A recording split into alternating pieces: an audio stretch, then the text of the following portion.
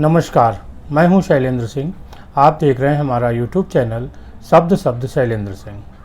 आज फिर बात करते हैं भारतीय जनता पार्टी की। भारतीय जनता पार्टी कार्य समिति की बैठक, पहली बार इतनी बड़ी बैठक हुई जिसमें बड़ी संख्या में नेताओं और कार्यकर्ताओं ने हिस्सा लिया।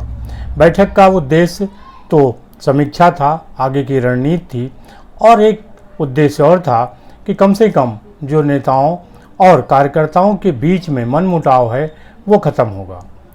लेकिन जैसे जैसे मीटिंग आगे बढ़ी, उसकी बातें बाहर आईं, भाषण बाहर आए, उनकी विवेचना शुरू हुई, उनसे ये साफ साफ लग रहा है कि मनमुटाव ख़त्म होने की जगह बढ़ गया है। सरकार और संगठन के बीच जो टकराव पर्दे के पीछे था वो खुलकर सामने आ गया है।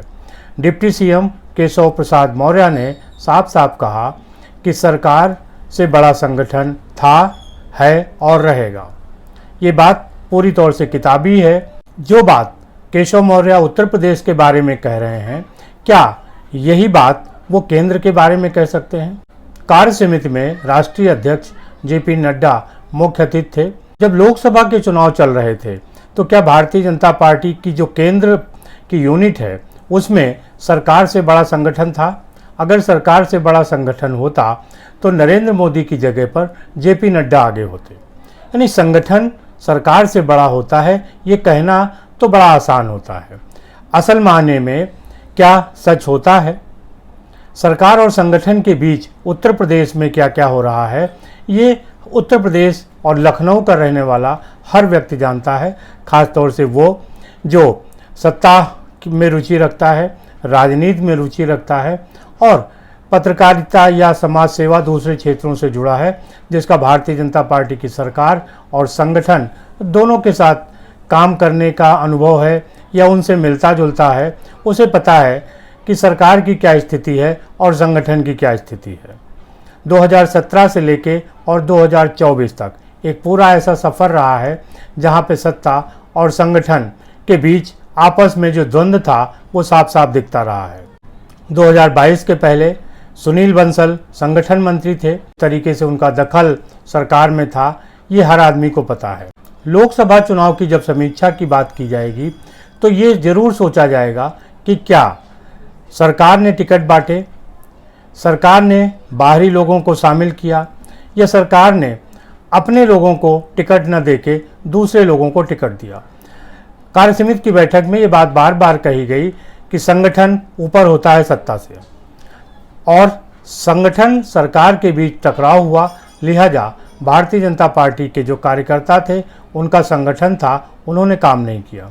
एक सवाल जिसे पूरी तौर से टाल दिया गया वो ये था कि जिस तरीके से भारतीय जनता पार्टी के कार्यकर्ताओं और नेताओं की उपेक्षा करके बाहरी व्यक्तियों को टिकट दिया गया, उन्हें प्रमुख पद दिए गए, क्या वो सरकार ने दिए? ये सवाल क्यों नहीं उठता? आखिर सत्ता और संगठन दोनों ही भारतीय जनता पार्टी का है, तो इसमें दो पैमाने कैसे हो सकते हैं? जब टिकट वितरण में सरकार की कोई भूमिका नहीं थी, जब दूसरे नेताओं को शामिल करने में सरकार की भूमिका नहीं थी, तो आखिर सरकार की ही जिम्मेदारी क्यों? दूसरी एक और पैरामीटर है जिस पे आप सत्ता और संगठन को परख सकते हैं।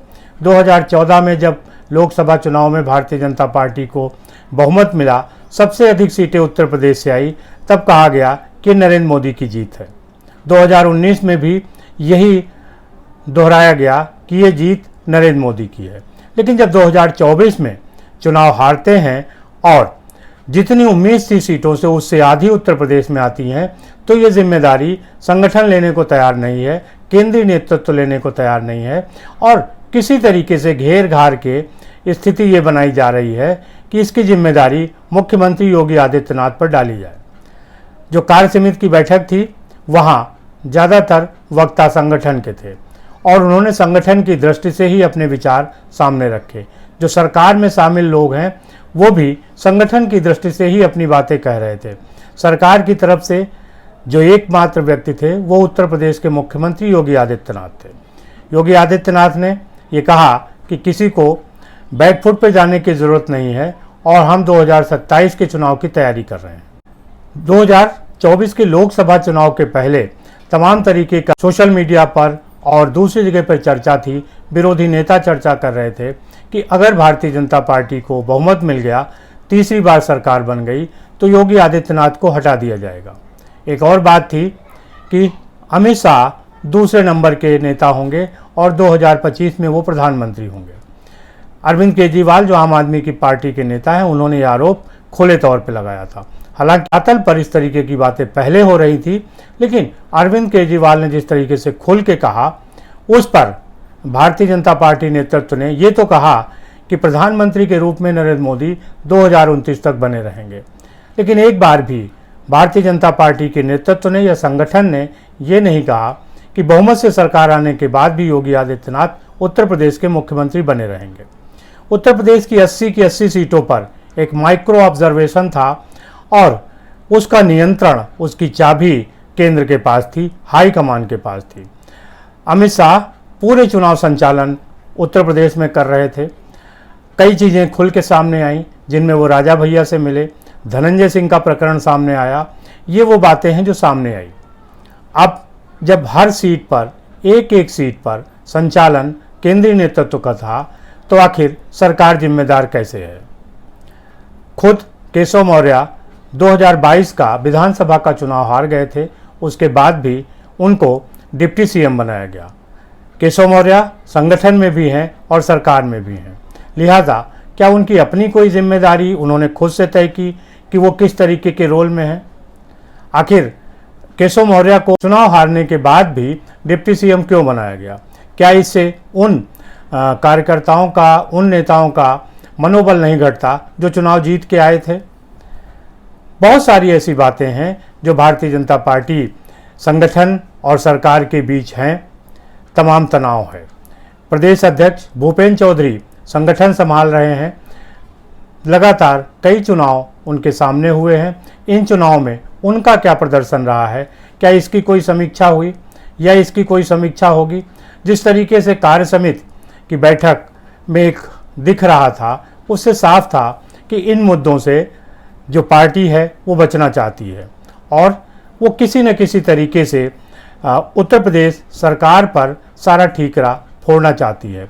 सोशल मीडिया पर जो लोग समीक्षा कर रहे हैं, खबरों की समीक्षा है, उन सभी का लगभग यही मानना है कि सरकार और संगठन के बीच दो आजमाइश चल रही है कि आखिर लोकसभा चुनाव में जो प्रदर्शन हुआ है उसका ठीकरा किसके ऊपर फोड़ा जाए, और इसमें संगठन हावी दिख रहा है और ये ठीकरा सरकार के ऊपर फूटता हुआ दिख रहा है, क्योंकि संगठन के लोग एक साथ हैं और सरकार के लोग सरकार बचा करने लायक कोई तथ्य सामने नहीं दे पा रहे हैं, या उनकी मजबूरियां हैं, संगठनात्मक मजबूरियां हैं कि वो खुलकर उन बातों को नहीं कह पा रहे हैं। लेकिन अगर सरकार और संगठन के बीच इस तरीके की दूरियां रहीं तो पार्टी का नुकसान होगा। और सरकार और संगठन के बारे में अगर आप कोई राय रखना चाहते हैं, किसी तरीके की अपनी विचार रखते हैं, तो आपको एक ही पैमाना रखना पड़ेगा।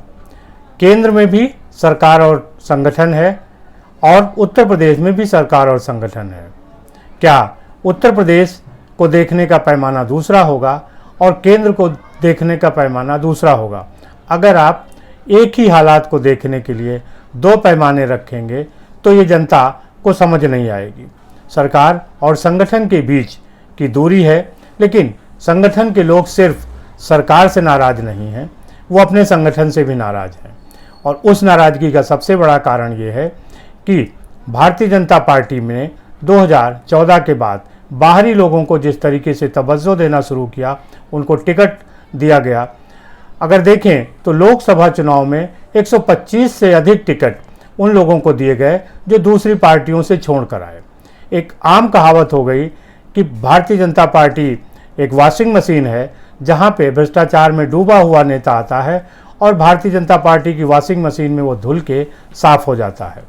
ऐसे में यह आरोप बहुत साफ था कि संगठन के बीच खामियां हैं और संगठन अपनी खामियों को देखने की जगह, पढ़ने की जगह, समझने की जगह वो दूसरे पर आरोप लगा रहा है। सरकार और संगठन के बीच की जो दूरियां हैं वो पार्टी के लिए किसी भी सूरत से अच्छी नहीं है। उत्तर प्रदेश के मुख्यमंत्री योगी आदित्यनाथ के खिलाफ लगातार 2017 से एक मुहिम चल रही है। 2022 में जब मुख्यमंत्री थे और उनके नेतृत्व में पार्टी चुनाव लड़ने जा रही थी, उस समय कहा गया कि चुनाव के बाद नेतृत्व तय करेगा कि उत्तर प्रदेश का मुख्यमंत्री कौन होगा। आखिर इस संदेश के पीछे कौन लोग थे, क्या वजह थी और वो सरकार, संगठन और कार्यकर्ताओं को किस तरीके का मैसेज देना चाहते थे। सरकार की ही सारी जिम्मेदारी है। संगठन ने जो 80 जिलों में अपना प्रचार कर रहा है, वहाँ किस तरीके की नियुक्तियाँ हुई हैं, किन लोगों को अधिकार दिए गए हैं, ये सवाल प्रदेश अध्यक्ष से पूछा जाना चाहिए। और क्या इस पे भारतीय जनता पार्टी ने किसी तरीके की कोई विवेचना की है? जिस तरीके से लोग खुलकर सरकार के बारे में बोल रहे हैं, क्या संगठन के बारे में भी इस तरीके के विचार हैं? कई मंत्री ऐसे हैं जिन्होंने सरकार के बारे में बोला, हालांकि बाद में उनके बयान वापस भी हुए, लेकिन इससे जो उनकी छवि थी वो खराब हो गई। सरकार की एक बार छवि खराब होगी तो उसे बनाना मुश्किल है और इसका प्रभाव संगठन पे भी बढ़ेगा। उत्तर प्रदेश एक ऐसा प्रदेश है कि यहाँ कमियों को छिपाकर आप आगे नहीं बढ़ सकते और उत्तर प्रदेश का प्रभाव दिल्ली पर भी पड़ेगा, ये साफ तौर पे जाहिर है। दूसरी तरफ विपक्ष मजबूत है। अब अगर भारतीय जनता पार्टी कोई भी गलती करती है तो उसका फ़ायदा विपक्ष ले जाएगा। आपको क्या लगता है, ज़रूर बताइएगा। शुक्रिया, धन्यवाद।